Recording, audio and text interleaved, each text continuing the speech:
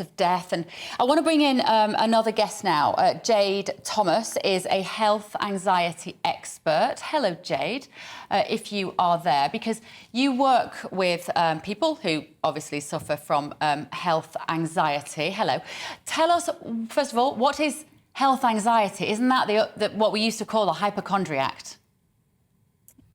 Yeah, so health anxiety and hypochondriacs are kind of one and the same, but essentially health anxiety is an obsessive, irrational worry about having a medical condition or becoming sick.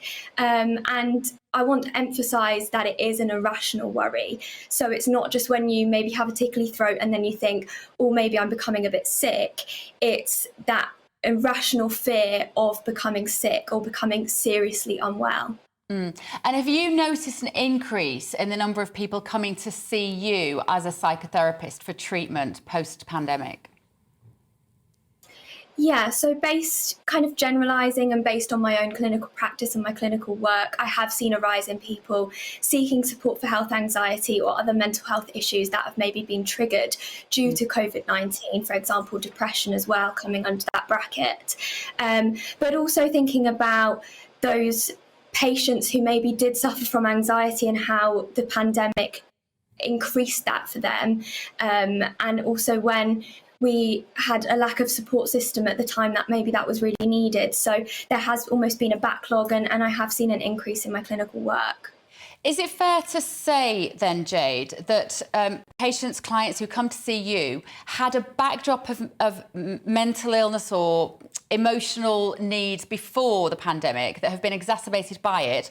Or are you seeing people who were previously fully functioning, living a normal life, not suffering from depression, not having anxiety, but that the pandemic has swung their moodometer towards anxious? Completely both of those. So I've had clients who have, like I said earlier, suffered from mental health conditions, whether that be anxiety, depression, OCD, and that the pandemic has exacerbated that. And then also clients who have come to me who maybe they have become anxious because of the pandemic, that are really seeing some health anxiety symptoms coming through. Ivor, we could all see this coming, couldn't we? I mean, surely. I mean, in terms of talking about risk and benefit, the government, they may have done a risk-benefit analysis of lockdowns, but if they did, they never showed it to us. That's another failure of this process, isn't it, to make this very important calculation? Yeah, there's been an absolute, lack of risk benefit across the world. So the 2019 WHO guidelines are clear, decades of Western science. You don't lock down, you don't isolate asymptomatic, yada, yada, yada. But the cost benefit should have been, of course, been done.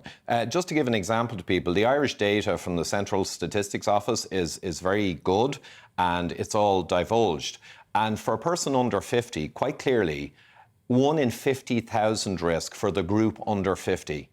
And that includes all the comorbidities and people with severe issues, in fairness, and also that's with a positive PCR. That's a risk of death, not just severe illness. Of death, exactly. And death is the measure, the key measure, because everything else correlates with death. So if we take Sweden, for instance, they had one of the lowest excess mortalities in the whole pandemic period. It was published in the Telegraph 2 weeks ago.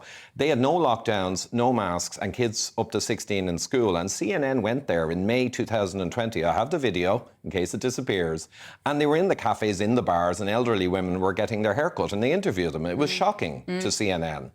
But with that, they're the lowest excess mortality in Europe. And people then say, oh, well, maybe the mortality wasn't affected, as The Lancet published in 2020, no effect on mortality from lockdown. But also their ICU loading was no different than the countries that locked down hard. So all of these measures are kind of independent largely. And Johns Hopkins yesterday just published a study, Johns Hopkins, and they have said the same thing, that maybe 10,000 people might have been saved across 1 billion people in America and Europe. Jade, I have a fun game that I like to play, which is when I get into taxis and I always chat to the drivers. First of all, I make them put on GB News Radio so I know what's going on. And then I say to them, have you been over COVID? And we have a little chat. And then I go, what do you think the average age of death was in this country from COVID-19? What do you reckon? Because I find it perpetually entertaining when they say, 25, 40. Some of them say, 50. And when you say the average age of death was 82, and our life expectancy is 81, they go, really? No. And it's like a light bulb. They realise, what do you do in your therapy room? Not that. I'm guessing you can have that, Jade. If you want to take that back and try that with them, that might work therapeutically, I don't know. But what do you do in terms of treating people to embolden them again, to realise that they have to reassess their parameters of risk? So I don't use that technique, but I guess a good place to start would be making them more aware of their thoughts and starting, because you can't do any work if somebody isn't self-aware, and usually these irrational thoughts aren't coming from a place of being self-aware. So the first stage in, therapeutic treatment would be working on some self-awareness skills, and, even just sometimes talking it out out loud can make them almost hear it back, and then they suddenly start to question and become that a little bit more self-aware. But it's also a case of becoming aware of how exposed we were for the past 2 years through the news and media about, there was a constant death toll that was on the news, and all these stats and figures were kind of thrown at us. So also thinking about how aware we were then, and also how that might have changed now going back into normality. So a good place to start is about thinking about your thought processes, and really working on that self-awareness. And Ivor, one of the things that I've been frustrated with, and I'm sure you have as well with your interest in lifestyle-induced illnesses and chronic illnesses and obesity, the one thing we didn't do during the last 2 years was to educate people, to empower them to take care of their individual health, so to control the controllables. Is that something that you think would help people who now are frightened and just not feeling strong? Yeah, absolutely, because I remember a psychiatrist I interviewed once said, believe it or not, your brain is part of your body. And metabolic health has a huge connection through to neurological health in general. So you can get an amazing boost in neurological health and these depression-type problems by reducing insulin resistance, etc. And even on COVID, the funny thing is, Israel came out with a study a few weeks ago, and many more studies said the same, that a low vitamin D level was associated with, I think it was 18 times or 14 times the risk of severe outcome. And there were many studies in 2020 showing this. But you raise your vitamin D level by reducing your processed food, by getting healthy sun exposure, by many pathways, not just supplements.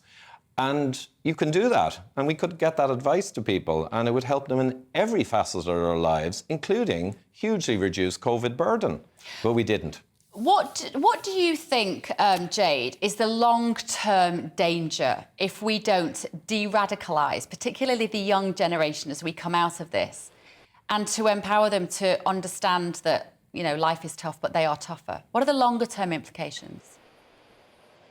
So there's actually some, again, basing this off my clinical work, but also basing it off some research that I've read, that there's significant evidence to show that there is a decline in resilience in young people and in children. And with that, rates of anxiety and depression are increasing. And also that younger age groups may be more vulnerable to the mental health impact of the pandemic. So, and it actually suggested, this piece of research in particular suggested that one of the reasons for this is that we've actually seen a rise in helicopter parenting, which is the type of parenting that suggests that the world is not safe.